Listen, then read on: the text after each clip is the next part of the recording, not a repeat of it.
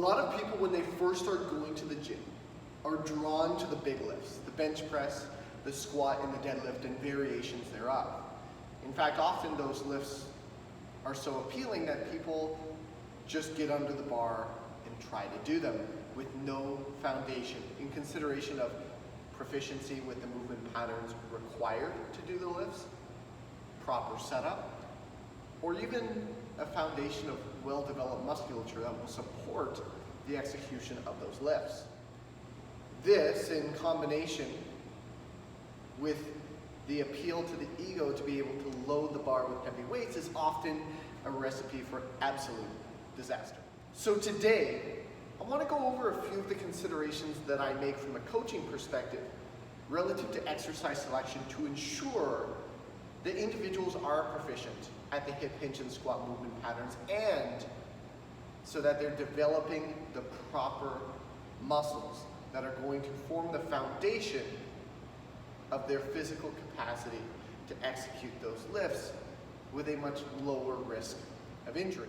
We want to ensure that when people get under the bar, they're not simply moving the weight from point A to point B, but rather they develop the skill set relative to the movement pattern to allow them to do so efficiently and effectively. We also want to make sure that the muscles that are doing the majority of the work, that are taking the brunt of the load, that are absorbing the majority of the intensity on any given lift, are the ones that should be, the ones that are most optimal relative to the exercise itself. When this foundational work is skipped, what ends up happening is the body is forced to compensate for the individual's physical inadequacies and inefficiencies by bringing in the next most capable group of muscles that can assist with the execution of the lift. And rarely are these backup muscles going to be as efficient with the exercise or optimal by any stretch of the imagination.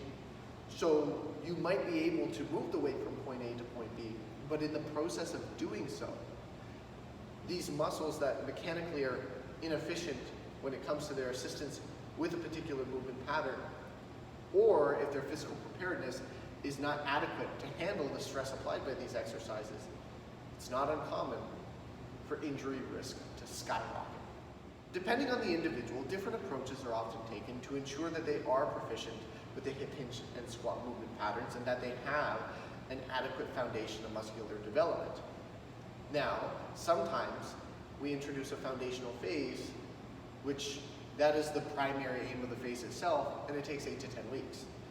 For other individuals, we simply incorporate some of these drills into their actual training regimen, and to what degree is totally dependent on the individual's experience in the weight room, under the bar, and what their general physical preparedness already is. So I'm not going to go through a fully exhaustive list of exercise variations that I like to incorporate to prioritize the hip hinge and squat movement patterns, as well as to ensure that the proper muscles are taking the brunt of the load. But what I will show is a few variations that I use, and I'll explain how you can modify those variations in order to take into account individual limitations and relative inefficiencies.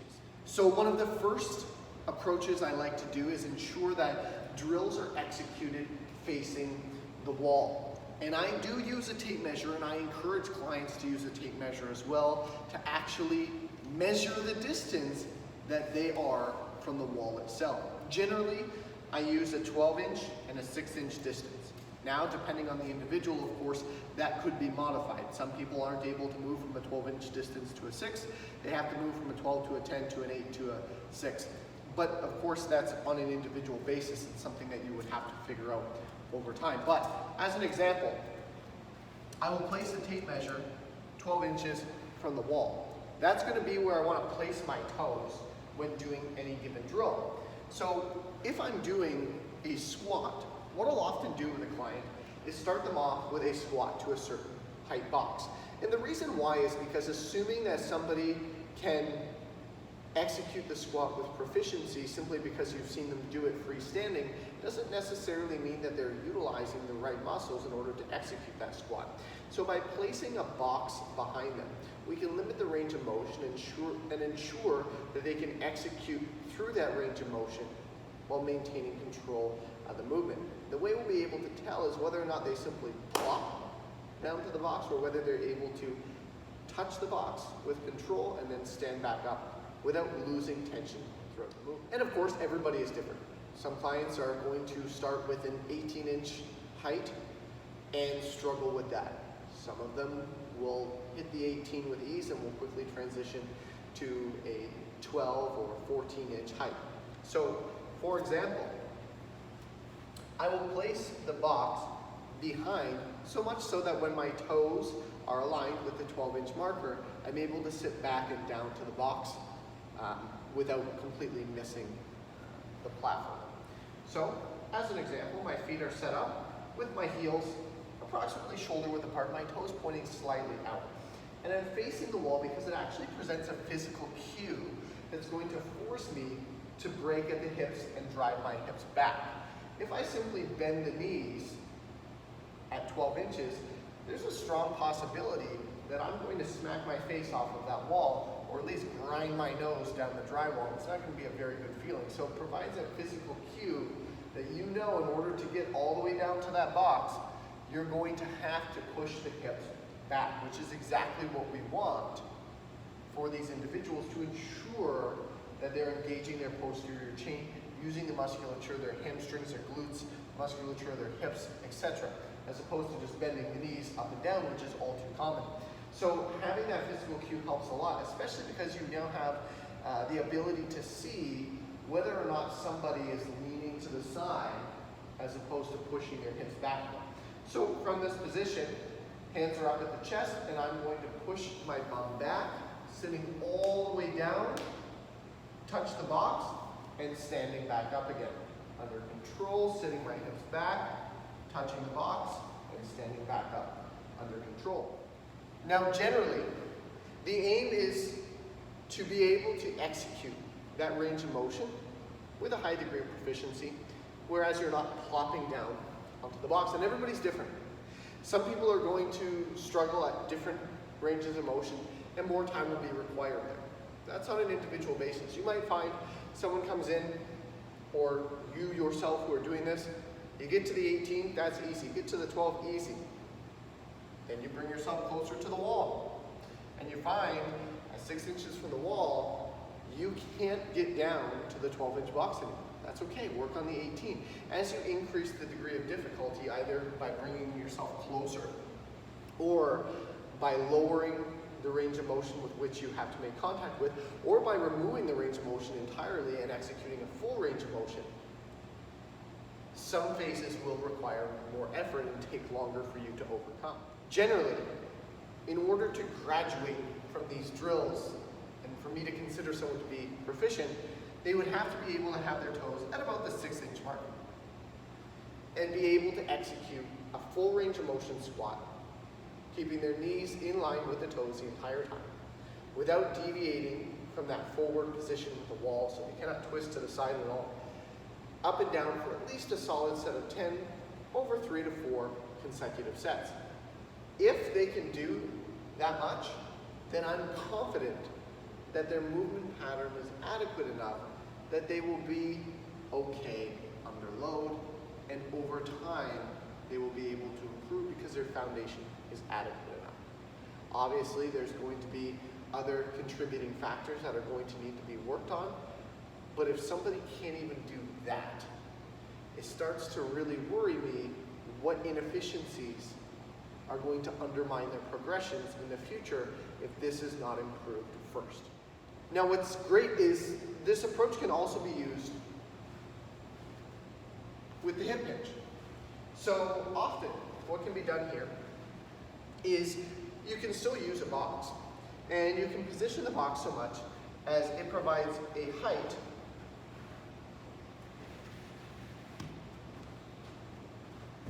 for you to prioritize a specific range of motion to. So you might set up so that you're approximately 12 inches away from the wall. This way you have that physical cue to drive your hips back. And what you'll do is you'll practice the hip hinge to that specific range of motion.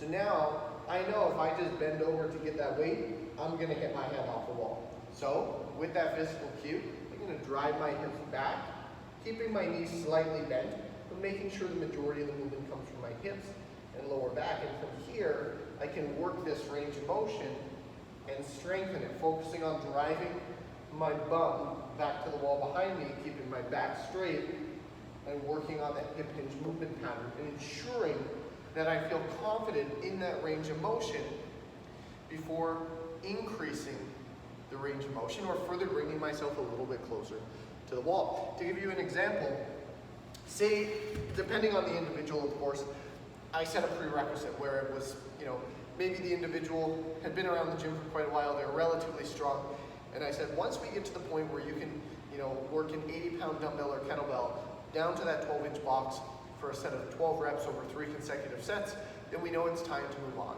And they get to that point and they can do it proficiently, they feel good, they have no pain, their lower back feels strong. Then we might transition to a lower height, increasing that range of motion. So we can place, so I'll put it this way. This is 6 inches, right? So we can use that range of motion to increase the intensity of the lift.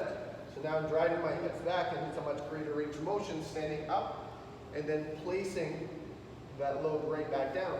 Now I've increased the range of motion 6 inches. It's significantly more difficult, not only to ensure that I don't smack my face off the wall as I go through that greater range of motion, but that extra 6 inches of work on a per rep basis over multiple sets is really going to contribute to the intensity of the movement itself, as well as the recruitment of the posterior chain, being the hamstrings, glutes, and lower back.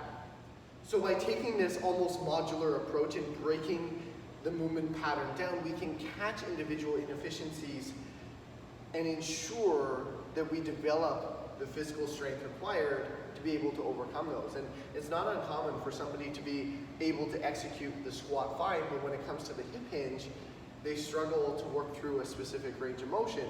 Well, it's important to make sure that you overcome that before moving on and starting to aggressively load a barbell variation of that same movement pattern. And vice versa. Some people will excel with a hip hinge, but they'll really struggle with controlling the squat.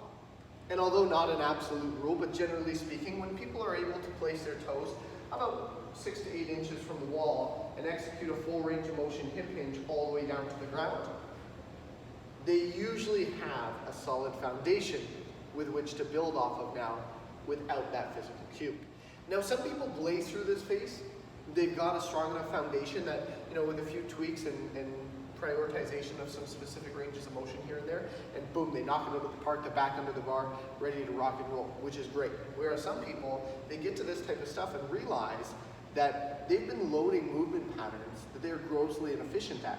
And they likely haven't realized that with such a shoddy foundation relative to both the movement pattern and the prioritization of the optimal muscles that should be taking the brunt of that stress under load, they were asking for trouble. So if it does take a little bit longer to work on this stuff, that's not necessarily a bad thing, because it's going to set you up for greater success and it's going to mitigate risk of injury under the bar moving forward. And to be completely honest with you, what do they say that the saying goes?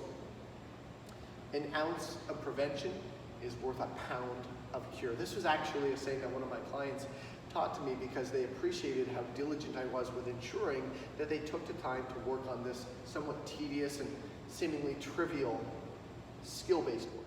So as I mentioned, I didn't go over an exhaustive list of variations, but you can kind of see how I would incorporate those wall drills to varying heights and through specific ranges of motion to ensure that an individual is ready to get underneath the bar. And there's obviously some other exercises and drills that come into play as well, not to mention secondary exercises that are going to help build that supporting musculature.